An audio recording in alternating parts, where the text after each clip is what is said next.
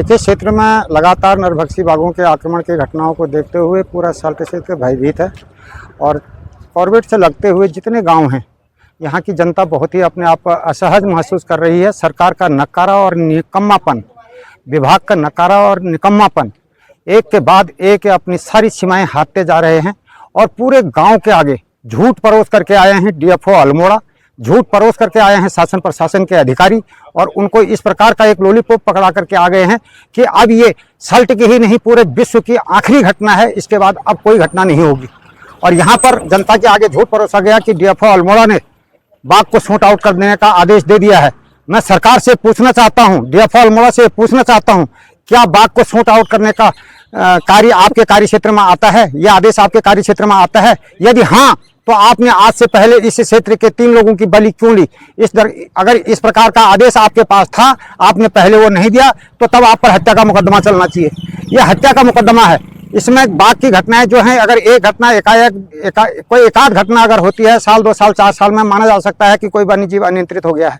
इनके सारे वन्यजीव जितने भी हैं वो एकदम से अनियंत्रण में हैं। इनके पास ना कोई ऐसी कला है, ना कोई ऐसी ट्रेनिंग है कि ये बाघ जंगली जानवरों पर किसी भी किस्म का नियंत्रण पा सकें।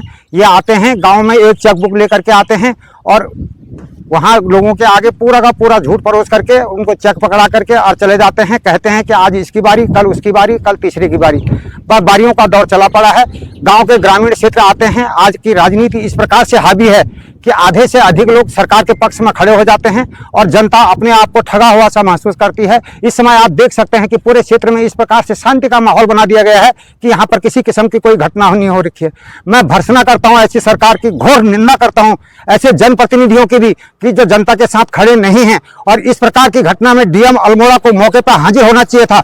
डीएम अल्मोड़ा एक क्षेत्र में 3 घटनाएं हो गई हैं, किसी भी घटना में उन्होंने अपना कोई ऐसा रोल अदा नहीं किया कि जनता के साथ हम खड़े हैं या किसी किस्म से हम कोई कार्रवाई करने जा रहे हैं। इसलिए हमारा सरकार पर घोर आरोप है कि इन बाघों को अगर आप 1 महीने के अंदर कम से कम 100 बाघों को मारने का आदेश दीजिए। उससे ज्यादा यहाँ नरभक्षी बाघ हैं।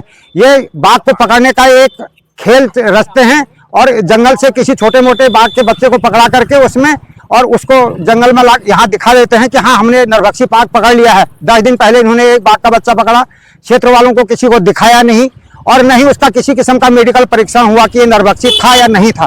तो इसलिए हमारा ये कहना है कि सरकार ने जनता को उसके हालों पर ही छोड़ दिया है कि चेकबुक तैयार रखी हुई है कि यहाँ खनन के काम और यहाँ शोषण के काम, यहाँ पट्टों के काम अनियंत्रित रूप से चल रहे हैं। सरकार के पास धन की कोई कमी नहीं है, वो चेकबुक पकड़ा दे रही है। एक आदमी की कीमत 10 लाख रुपया लगा रखी है और इसमें अगर इसी किस्म की घटनाएं अगर कोई आदमी आपस में कर देते तो उनकी पूरी जिंदगी जेल में गुजरती। अगर इस प्रकार से बाघ किसी क्षेत्र में कहीं पर आक्रमण कर रहा है तो उसमें जिम्मेदारियां तय होनी चाहिए।